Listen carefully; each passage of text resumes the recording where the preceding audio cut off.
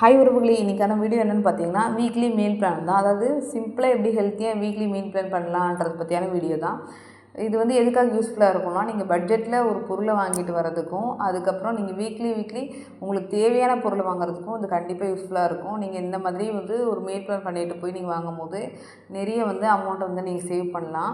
So வாங்க வீடியோக்குள்ளே போகலாம். வீடியோ வந்து பிடிச்சிருந்தால் லைக் பண்ணிக்கோங்க, மறக்காமல் ஷேர் பண்ணிக்கோங்க. அதுக்கப்புறம் வந்து இந்த வீடியோ யூஸ்ஃபுல்லாக இருந்தால் கீழே கமெண்ட் பண்ணுங்கள். நான் வீக்லி வந்து போடுறதுக்கு வந்து எனக்கு கொஞ்சம் இதுவாக இருக்கும், மோட்டிவேஷனாக இருக்கும். ஸோ வந்து கண்டிப்பாக வந்து சப்ஸ்கிரைப் பண்ணிக்கோங்க. வாங்க வீடியோக்குள்ளே போகலாம். இந்த மாதிரி எழுதி வச்சுட்டு போய் வாங்குறது மூலயமா உங்களுக்கு நிறைய அமௌண்ட்டு நீங்கள் சேவ் ஆகும். நீங்கள் வந்து இதை வந்து கண்கூட பார்க்கலாம். நீங்கள் எந்த காயும் வேஸ்ட் பண்ண மாட்டீங்க. ஏன்னா நீங்கள் ஏற்கனவே மீல் பிளான் பண்ணிட்டீங்க. அதனால் எதுவும் வேஸ்ட் ஆகாது. அதாவது என்னோடய வீடியோவில் வந்து வாரம் வந்து மெனு வந்து மாறிக்கிட்டே இருக்கும். வாங்க வீடியோக்குள்ளே போகலாம். அதாவது மண்டேல வீக்லி வந்து ஃபஸ்ட் டே வந்து கண்டிப்பாக வந்து நமக்கு 2 டேஸ் லீவ் இருக்கும். குழந்தைங்களுக்கு இல்லை ஹஸ்பண்டுக்கு லஞ்ச் பேக் பண்ணாமல் கூட இருப்போம். சாட்டர்டே சண்டே சில பேருக்கு லீவாக இருக்கும். ஸோ வந்து மண்டே செய்கிறதுக்கு என்றைக்குமே கொஞ்சம் லேசியாக தான் இருக்கும். ஸோ வந்து காலைல வந்து பார்த்திங்கன்னா நீங்கள் அதுக்கு வந்து ஈஸியாக சிம்பிளாக ஹெல்த்தியாக வந்து கருப்பு உளுந்தங்கஞ்சி அந்த மாதிரி நீங்கள் வந்து ட்ரை பண்ணலாம். நீங்கள் அது வந்து ஃபஸ்ட்டு டைம் குடிக்கும்போது கண்டிப்பாக உங்களுக்கு அந்த ஒரு எப்படின்னா பிரேக்ஃபாஸ்ட்டாக எடுத்துக்கும் போது திரும்ப பசிக்கிற மாதிரி தான் தோணும். அதுக்கு நீங்கள் எக்ஸ்ட்ரா வந்து குடிக்கலாம். அதாவது கொஞ்சம் கூட செஞ்சு அதிகமாக குடிச்சிக்கலாம். நீங்கள் உண்மையாக சொல்கிறேன், இதில் வந்து நீங்கள் தேங்காய் பாலை தான் சேர்த்து குடிக்கும்போது உண்மையாக உங்களுக்கு ரொம்ப ஹெல்த்தியாக இருக்கும். நீங்கள் ட்ரை பண்ணி பாருங்கள். கொஞ்சம் ஃபஸ்ட்டு பசிக்கிற மாதிரி தான் இருக்கும். அதுக்கப்புறம் கொஞ்சம் கொஞ்சமாக நீங்கள் பழகிடுவீங்க இந்த மாதிரி குடிச்சு பார்த்தீங்கன்னா. அது வந்து உங்களுக்கு பட்ஜெட்டில் தான் வரும். நீங்கள் வந்து ஒரு மாதத்துக்கே நான் சொல்லுவேன் எத்தனை டைம்னு சொல்லிவிட்டு, இந்த வீக்கில் எத்தனை டைம்ஸ் எடுத்துக்கிறோன்ற மாதிரி. அப்போ வந்து பார்த்திங்கன்னா உங்களுக்கு கம்மியாக தான் செலவாகும். அதுவும் ஹெல்த்தியாகவும் ரொம்ப பட்ஜெட்டும் கம்மி, ஹெல்த்தியாகவும் நீங்கள் சாப்பிட்ட மாதிரி ஆகிடும். ஸோ அன்றைக்கி வந்து அது வந்து சிம்பிளாக செஞ்சு முடிச்சிடலாம். ஸோ மத்தியானத்துக்கு நம்ம லஞ்ச் பேக் பண்ணி அனுப்புவோம். ஸோ அன்றைக்கி சிம்பிளாக போகும்போது அதாவது மண்டேனால சிம்பிளாகவே பார்த்துக்கலாம். ஸோ அதையும் ஹெல்த்தியாக இருந்து பாருங்கள், சரிங்களா? கருவேப்பிலை சாதம் அந்த மாதிரி, புதினா சாதம், சில பேருக்கு இதெல்லாம் பிடிக்காது. ஸோ அந்த லெமன் சாதம், புளி சாதம் அந்த மாதிரி பிடிச்சா அந்த மாதிரி ட்ரை பண்ணுங்க. ஆனால் என்னை பொறுத்த வரைக்கும் இந்த குழந்தைங்களாம் சின்ன குழந்தைங்களாம் இருந்தாலும் சின்ன குழந்தைங்கலேருந்து இந்த மாதிரி கொடுத்து பழகுங்க. இந்த மாதிரி நம்ம என்ன கொடுத்து பழகுறோமோ அதுதான் அவங்களுக்கு பிடிக்கும்.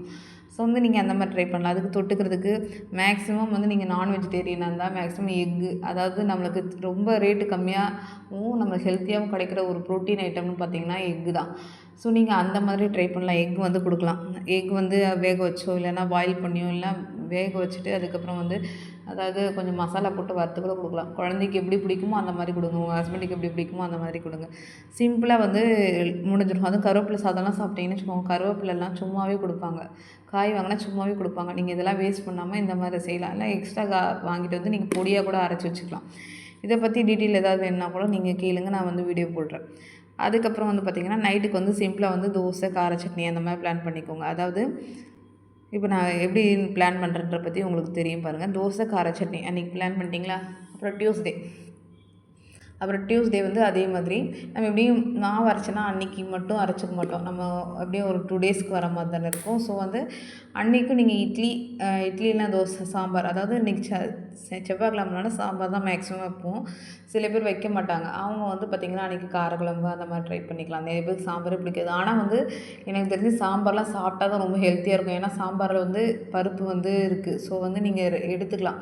சில பேர் பருப்புலாம் சேராதுன்னுவாங்க. அப்போ பெருங்காயம்லாம் போட்டு எடுத்துக்கும் போது பெருங்காயம், பூண்டு அதெல்லாம் போட்டு எடுத்துக்கும்போது உண்மையாக நல்லது. பருப்புலாம் ரெகுலராக குழந்தைங்களுக்குலாம் கொடுத்து பழகுங்க. அதே மாதிரி சாம்பார்லாம் சாப்பிடாமல் இருக்காதீங்க. நிறைய பேருக்கு சாம்பாரே பிடிக்காது. அந்த மாதிரிலாம் இருக்காதீங்க. ஏன்னா வந்து நமக்கு ரேஷனில் கூட பருப்பு போடுவாங்க. அதனால் அதாவது அந்த அந்த அமௌண்ட்லாம் மிச்சப்படுத்த முடியும். அதாவது அந்த பருப்புமே நல்லா தான் இருக்கும். ஸோ அந்த பருப்பில் நம்ம சாம்பார்லாம் வச்சுக்கலாம். இல்லை பருப்பு மாதிரி சில வேக வச்சு கூட கொடுக்கலாம். வேக வச்சுட்டு குழந்தைக்கு தொட்டுக்க ஏதாவது காய் ஏதாவது செஞ்சு கொடுக்கலாம். அவரைக்காய், வெண்டைக்காய், கொத்தவரங்காய் அந்த மாதிரி. அதாவது ரேட்டு எந்த காய் கம்மியாக இருக்கோ, உங்களுக்கு சீசனல் ஃப்ரூட்டாக இருக்கும்ல, புடலங்காய், என்ன காய் கம்மியாக இருக்கோ அந்த மாதிரி வந்து பொரியலை கூட்டம் அந்த மாதிரி பண்ணி கொடுங்க.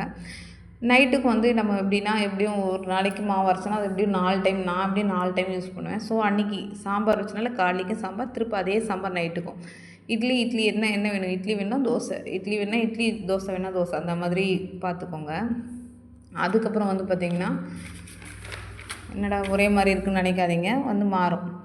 அப்புறம் புதன்கிழமை வந்து பார்த்திங்கன்னா அதே எப்படியும் வந்து நம்ம இன்றைக்கி திங்கக்கிழமை, செவ்வாய்க்கிழமை 2 வேளை, இப்போ இது 4வது வேளை முடிஞ்சிடுச்சு இதோட. தோசை, இதுக்கு வந்து தேங்காய் சட்னி, அதாவது மார்னிங் தேங்காய் சட்னி சாப்பிட்னாலும் இல்லை தேங்காய் சட்னி. ஸோ வந்து மத்தியானத்துக்கு வந்து பார்த்திங்கன்னா கீரை கண்டிப்பாக ஒரு வீக்கில் ஒரு டேஸ் நான் வந்து ஒரு சில வீக்கில் வந்து 2, 3 டைம் கூட கீரை செய்வேன். எப்படின்னா ஒரு டைம் கீரை கடைஞ்சிருவேன், ஒரு டைம் வந்து கீரை கூட்டு மாதிரி வச்சுருவேன், ஒரு டைம் வந்து பொரியல் மாதிரி பண்ணிவிடுவேன். அதாவது காரக்குழம்புலாம் வச்சு பொரியல் மாதிரி பண்ணிவிடுவேன். ஸோ வந்து கீரை, முட்டை அதெல்லாம் ரேட்டு கம்மியாக தான் கிடைக்கும். ஹெல்த்லேயும் எந்த காம்ப்ரமைஸும் பண்ணாத மாதிரி இருக்கும். ஸோ நீங்கள் அந்த மாதிரி ட்ரை பண்ணி பாருங்கள். கீரை கூட்டு இல்லைனா கடையில் வச்சுட்டிங்கன்னா இதுக்கு கிழங்கு வந்து நல்லாயிருக்கும். எந்த கிழங்கு வேணால் செஞ்சுக்கலாம். கருணக்கிழங்கு, வாழைக்காய், உருளைக்கிழங்கு உங்களுக்கு என்ன பிடிச்சிருக்கோ அந்த மாதிரி செஞ்சுக்கலாம். அதுக்கப்புறம் பார்த்திங்கன்னா அன்றைக்கி வந்து கொஞ்சம் டிஃப்ரெண்ட்டாக கோதுமை தோசை இல்லை சப்பாத்தி உங்களுக்கு என்ன வேணுமோ அந்த மாதிரி போட்டு சாப்பிட்லாம். அதுக்கு வந்து குருமா கூட வச்சுக்கலாம். ஸோ நல்லாயிருக்கும். அதுக்கப்புறம் வந்து வியாழக்கிழமை அதுக்கு இப்போ வந்து மண்டே தான் உளுந்தங்கஞ்சி செஞ்சோம். வாரத்தில் 2 நாளாவது குடிக்கணும். நான் வந்து மேக்ஸிமம் 3 டைம் அந்த மாதிரி தான் எடுத்துக்கலான்னு பார்ப்பேன். ஃபஸ்ட்லாம் நாங்கள் ரெகுலராக குடிச்சிட்ருந்தோம்.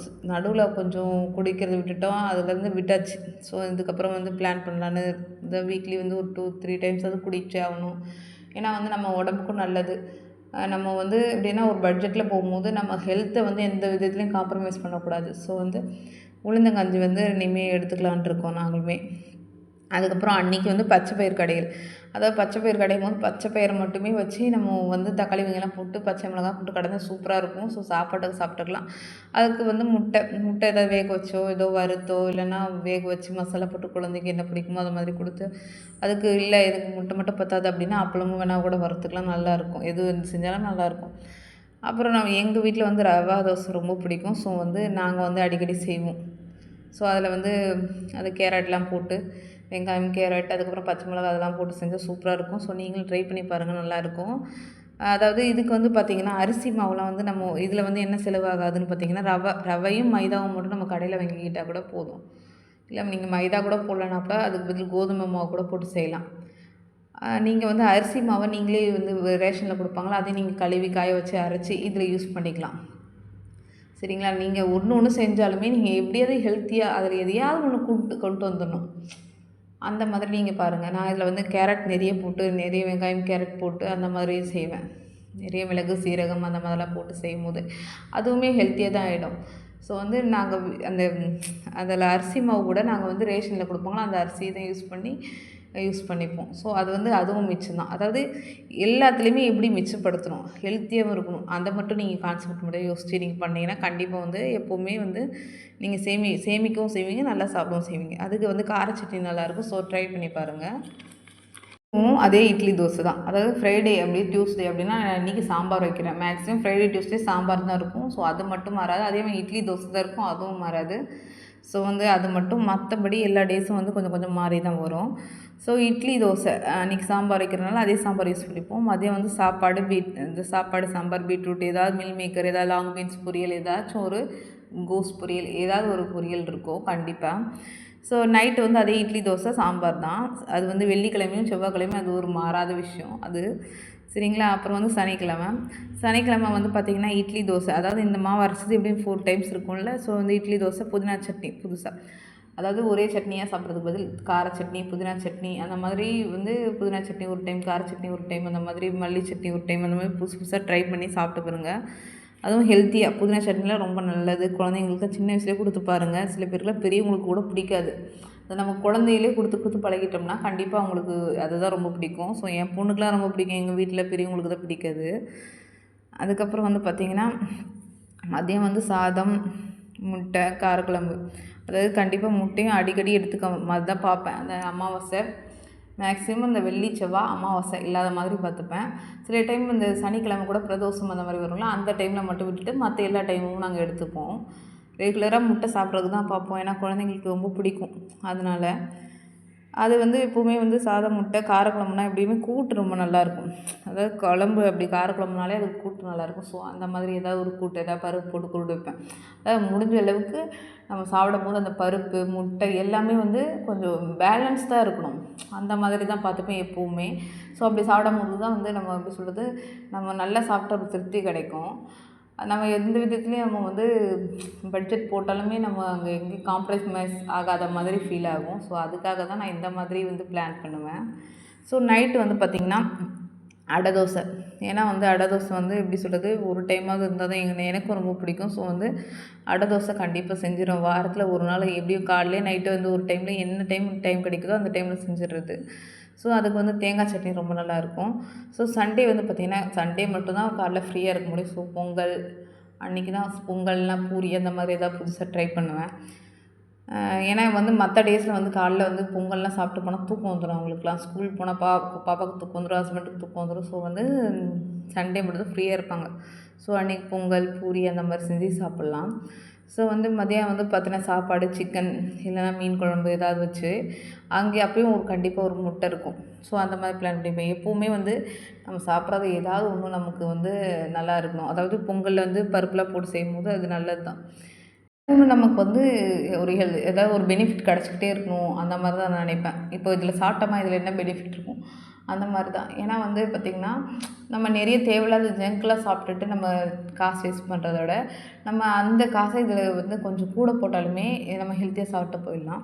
ஸோ அந்த மாதிரி அதே மாதிரி அன்றைக்கி வந்து கோதுமை தோசை சப்பாத்தி மேக்ஸிமம் வந்து அந்த மாதிரி தான் இது பண்ணுவோம். ஏன்னா மத்தியானம் கொஞ்சம் ஹெவியாக சாப்பிட்டோம்னா நைட்டு வந்து கொஞ்சம் லைட்டாக சாப்பிடுவோம். சில டைமில் சாப்பிடாம கூட தூங்கிடுவோம். எது சொல்கிறதுனா நல்லா வயிறு ஃபுல்லாக இருக்கும். அன்றைக்கி ஈவினிங் ஏதாவது சமோசா ஏதாவது வெளில அன்றைக்கி மட்டும் ஏதாவது வாங்கி சாப்பிட்ருந்தோம்னா ஃபுல்லாக இருந்ததுன்னா அன்றைக்கி ஏதோ ஒரு தோசை அந்த மாதிரி சுட்டு சாப்பிட்டு கூட தூங்கிடுவோம். ஸோ அவ்வளோதான். எப்படி சொல்கிறதுனா வீக்லி வந்து அதாவது ஃப்ரைடேவும் டியூஸ்டேவும் மட்டும் சேமாக இருக்கும். மற்றதெல்லாம் மாறிக்கிட்டே இருக்கும் மெனு. ஸோ வந்து உங்களுக்கு இன்ட்ரெஸ்ட் இருந்தால் நீங்கள் வந்து கீழே கமெண்ட் பண்ணுங்கள். நான் வந்து வீக்லி வந்து என்ன மீல் பிளான்றது வந்து வீக்லி சாட்டர்டேவா சண்டேவா ஏதோ ஒரு டே வந்து போஸ்ட் பண்ணுறேன். நீங்கள் என்ன வேணும்னு சொல்லிட்டு நீங்கள் கமெண்ட் பண்ணுங்கள். தேங்க்யூ. வீடியோ பிடிச்சிருந்தா லைக் பண்ணுங்கள், ஷேர் பண்ணுங்கள், சப்ஸ்கிரைப் பண்ணுங்கள். தேங்க்யூ.